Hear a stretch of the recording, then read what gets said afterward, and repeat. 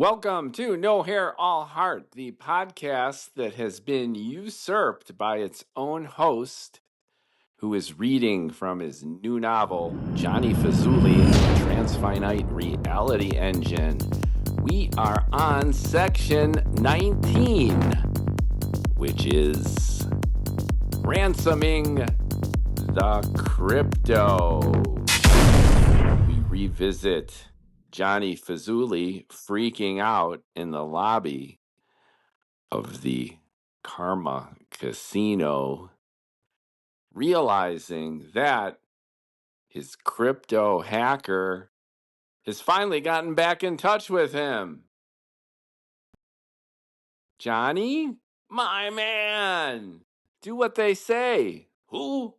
Do what they say. What the actual? Pay them, his hacker clamors to add, or they'll kill me. Jesus, sighs Jonnie, one hand on his perspiring brow, the other tucked inside his indented chest cavity. His lanky body is leaning against the giant coffee urn, both teetering on the brink of doom. No, you imbecile, gasps Sato. The pirates! This freaks Jonnie out, but at least he's finally gotten through to Sato. Or, more precisely, Sato's gotten through to him. But how? Intentionality is a prerequisite for consciousness. And piracy?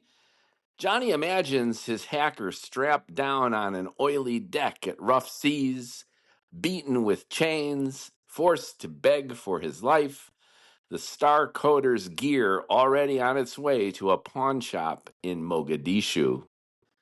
Paranoid that Sato planted those 4chan posts and has been busy stealing Jonnie's crypto, Jonnie's now even more paranoid that Sato is truly kidnapped and is no longer able to steal his crypto. How much do they want? Asks Fazoolie, not wanting to know.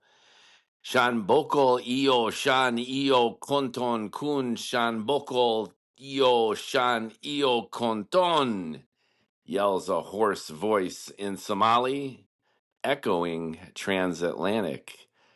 Are you kidding me? Shouts Jonnie. He has no idea what was just said, but assumes they demand lots and lots of money, at least a shit ton. Put my guy on the phone. Hello? Hello? Shan bokol io shan io konton kun shan bokol io shan io konton, repeats the pirate, vow rich with a musical lilt. Jonnie wonders how he can pay the pirate's ransom to get Sato back, when Sato's the one needed to access his crypto wallet so that Jonnie can pay them to get Sato back, or something like that. Shan bokol io shan io konton kun shan bokol io shan io konton. Yet again, the language vow rich and melodic. Yeah, he sighs. This some voodoo shit? A song or haiku or tone poem or something? How about you front me, okay? I'll pay you back later. Trust me. What's your vig?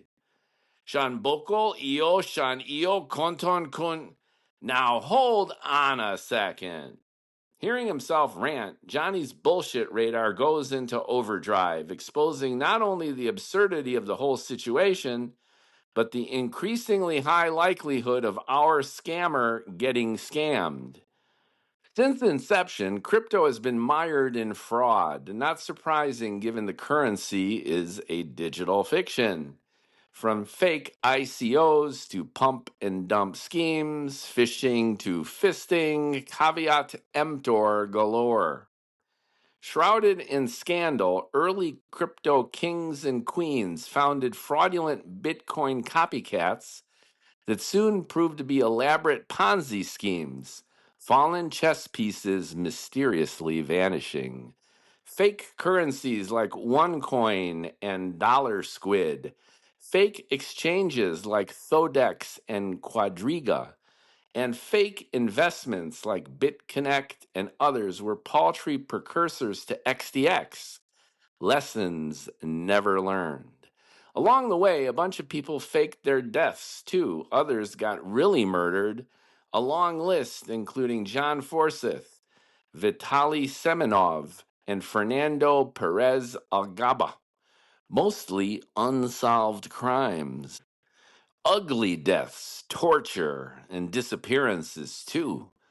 Dismemberment, mutilation, poisoning, electrocution, defenestration, and threats to family and friends, including staged scenarios and fraud. Bitcoin since cracking 100K, and the game has again changed. Regulators prosecuted the prosecuted now blockchain heroes. A manic Fazoolie-esque crypto flip-flop spearheaded by the Trumps. The family has even issued USD1 stablecoin, capitalizing on its anonymity and global transfer without banks and without the volatility, boosting perceptions of security and legitimacy. Investors are now excited, as is an underworld of government bribery, Ponzi schemes, money laundering, sanction evasion, terrorist financing, human trafficking, and darknet trading, just for starters. In this magic moment, though, Jonnie creates a logic tree inside his big blonde head that knots into a twisted spaghetti bowl of dire counterfactuals and stupid, naive, and gullible victimization. He hired Sato to crack his Bitcoin. Check. Sato got intercepted and kidnapped by pirates. Check. The pirates are now demanding a ransom for his release. Check. But why are they calling him? He's the one who can't get into his Bitcoin ledger. Bzz. He's the one who's already fronted his hacker the last of his credit line. Bzz. He's the one who's dead ass broke, clamoring for help. Bzz. Even more ridiculous, why doesn't Sato go ahead and crack his coin, redirect the funds to pay off his own ransom, and keep the rest? Why hit Jonnie up when Jonnie is busted and desperate? What the actual fuck was he thinking? Knowing that Bitcoin wallet seeds can't be hacked, he hires Sato anyway. Knowing Sato is one of the shadiest hackers he knows, he fronts him real money anyway. Then the con gets even worser. Kidnapped by pirates, calling to demand a ransom. Number one, if Sato could hack Jonnie's wallet, then wouldn't he? Number two, if Sato couldn't, then why bother freeing him? If anyone should smell bullshit, that would be a guy who smells like bullshit. Fazoolie surprises himself by how surprised he is being surprised by Sato, who, surprise, surprise, ripped him off. Jonnie is freaked out, squared, his Bitcoin forever lost with the forgetfulness of his PIN and seed phrase, his ego befouled by a hustler out hustling him. He feels rug pulled and pig butchered. Shan bokol io, shan io konton, continues the alleged pirate, his Somali wearing thin. Jonnie has to hand it to Sato, a talented player playing another player with verve and finesse.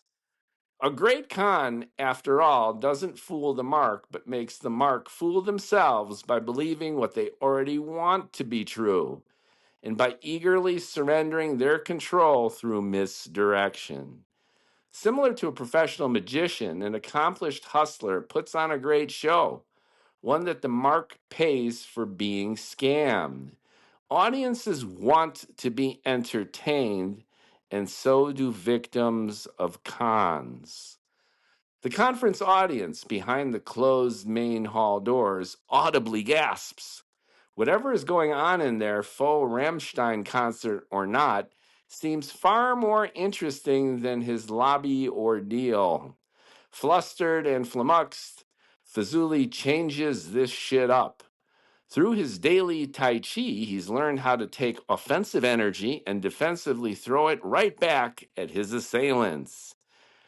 Did you go Back to the Silver Bar and Restaurant on Wadada Waberi, pivots Jonnie, recalling how at the pandemic's height, they had met and got stranded in the world's most dangerous place.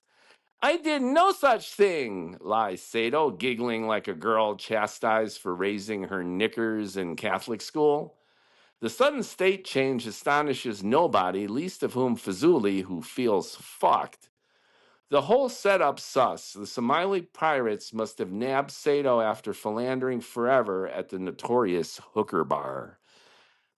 I was on my way to meet you in Mexico, but got waylaid. Seriously?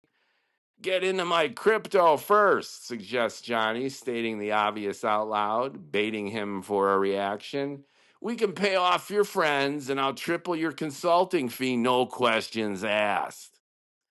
Shan bokol io shan io konton kun shan bokol io shan io konton, echoes for the last time, the Somali mantra cycling again until interrupted by a blood-curdling banshee wail. Ah! Screams Sato. In agony or ecstasy? The guy is all intellect and mischief. 5 feet nothing and maybe 100 pounds, likely less. Fazoolie in grammar school. Let him go, gasped Jonnie, his skepticism flipping into terror, not concerning Sato's fucked or fucky, but Fazoolie's own sanity calling into question and not liking the answer. Ha ha ha! Ha ha! Ha ha ha ha ha! Laughs someone in the background, weird getting weirder, sus getting suspiciouser, as even the best laid con eventually succumbs to its own suspension of disbelief. The distinctive high-pitched cackle sounds like none other than Sato himself, who confirms the hunch by making his own demands. You heard him. Let me come, Big Daddy. Ha ha ha ha ha. Jonnie is officially pranked. A pro pranker out pranked. If you know, you know. He recalls Sato's penchant for cross-lingual puns, filthy sailors, and self-deprecating humor, giggling all the way to the bank. Turns out Japanese slang for come is go, which makes more sense the less Jonnie thinks about it. The problem is the more Jonnie thinks about it, the less sense the entire situation makes. A great con is indeed a great performance. Sato, an enthusiastic, if annoying, entertainer. Given the gift of drag, the hacker hacks society's norms and his sucker's expectations. Jonnie, the next one up. Click!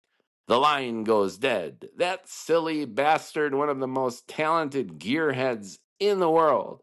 IQ off the charts, mad skills maddening, only to blow it all with a bad Japanese sex pun. The brutal realization hits Jonnie Fazoolie fast and hard that he is destitute.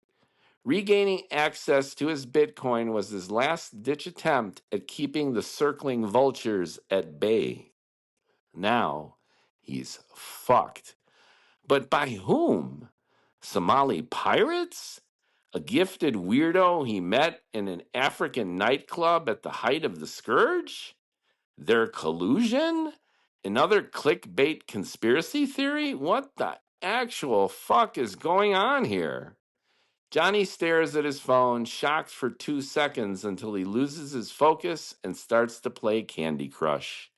And then a zombie killing game, pissed that his high score gets beat by some incel. God damn it, shouts Jonnie, pissed he lost, pissed he's addicted to video games and just about everything else, pissed he's cleaned out with a mountain of debt, pissed he has no purpose. He reflexively gazes across the lobby, hoping to see Mamacita, only to find the bar patron swapped with another gathering of weirdo, dorky scientists the few not seeing the Rammstein show. Mamacita's no doubt upstairs in her Trix hotel room, and Jonnie feels saddened and confused by his sadness. All's fair in lust and war, yet missing her reminds him that he's alone.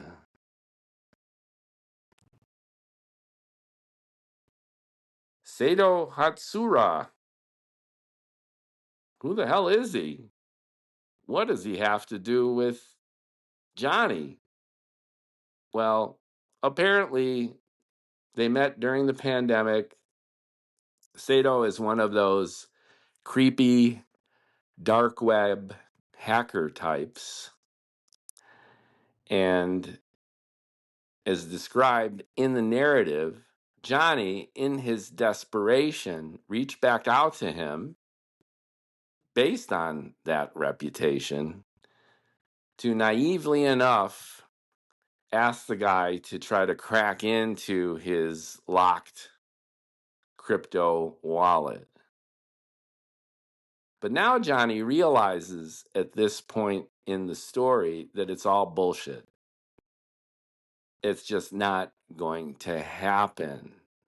Jonnie ostensibly came down to Cancun to meet with this guy to get access to his Bitcoin because, as we've seen, the cops, his debtors, his creditors, his former clients, the feds, everyone is after Jonnie. Why? Because his scams are imploding.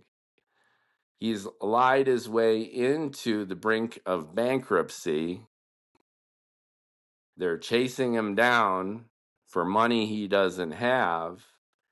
He bought 555 Bitcoin back in 2011 for $5.55, so he had the sense to do that. But ADHD idiot that he is, he locked himself out of his own wallet. And essentially, what I've done as an author is dialed up the desperation of our anti-hero protagonist here. What I've learned after years of writing is to dial up the drama. So if a character is up against the wall, press that wall as close to your character as you can. So if Jonnie is struggling, make Jonnie absolutely destitute and put him on the brink of hysteria so that he is particularly primed and vulnerable to the excitement and enticement of a new idea for a new scam that, however outrageous it sounds, excites him, entices him, and gets him to fully commit. So we are at, we are at page 129. So I took my time. I really enjoyed setting up this scenario. But what we've discovered so far is after Jonnie meets Penny, finds out about the trillionaire list, is evicted from his penthouse, goes on the run, heads to meet his hacker to regain access to his stash, realizes at this point in the narrative that his stash ostensibly is lost forever. Jonnie has nowhere to turn except his own desperation. So that's the construct that I constructed here. And I think it works because you have an extreme character pushed to extremes who will, of course, do an extreme thing, which is embrace an idea as absolutely batshit crazy, infeasible, ridiculous as the Transfinite reality engine. So we stretch the boundaries of credulity paradoxically to make it even more believable and even more dramatic that this guy would take on a project of this insane scope. And I had fun every step of the way. I hope you're enjoying listening. And I will be back tomorrow for the next episode where we get to meet, or at least learn a little bit more about Sato. And nudge, nudge, wink, wink, he's not just a passing character, but he'll be more and more significant later in the story for some of the mysterious, unique, and compelling qualities that this guy brings to his hacking and to the narrative overall. I love colorful characters.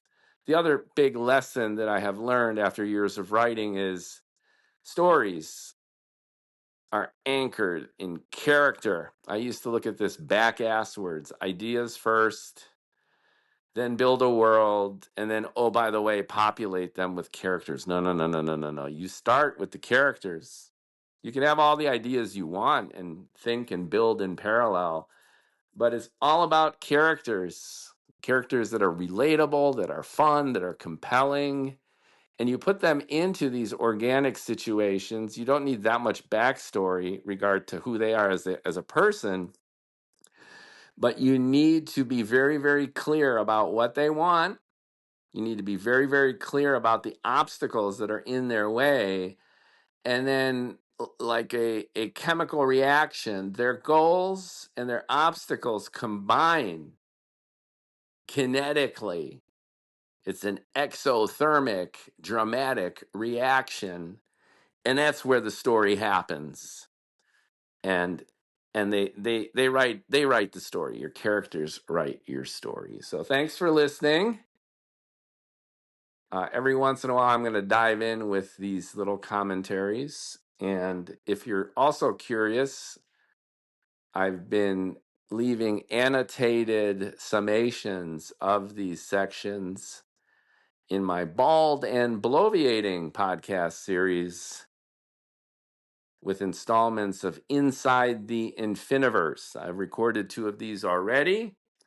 I didn't get very far in the 2 hours that I've already laid out just because I guess I have a lot to talk about regarding my own world here and the characters who inhabit it. More of those to come. And as I mentioned, every once in a while I'll pop in with these concurrent little annotations within each of these scenes. And I'm noticing more and more folks are listening. So I want to extend my thanks if you're tracking, if you're following section to section as I read. And they're, of course, archived, and you're coming into this days or weeks or months after I lay all this out. I thank you as well. And if you're curious and want the source material, this is the promo part. It's available in paperback, the first edition on Amazon. And the Kindle, I set it to unlimited, Kindle Unlimited. So I believe you get 10 books in your queue. If you're curious, no pain, no gain, but no risk, no reward here. Actually, with minimal risk and tons of reward. Pop mine in the queue, swap out the latest lurid bestseller after you're done with it. And although I don't think the bestsellers are in unlimited, right? They want their money. I want my reach. I want you to read my book and enjoy it. So it's in unlimited. Check it out. And I want you to have as much fun as I'm having. And of course, for selfish reasons, we're all, at least a little bit, like Jonnie Fazoolie, aren't we? That's why I think he is a likable, accessible character. His excessive, over-the-top vulnerabilities are a reflection, I think, of our own. I know they are of mine. Thanks again for listening. No hair, all heart. More to come, day by day. Tomorrow, we'll hear more about Sato, and we're going to go into the next part of the story where Jonnie meets another principal character in the narrative. Spoiler alert. Character who gives him inspiration for the Transfinite reality engine, at least in its inchoate, abstract, scambolic form.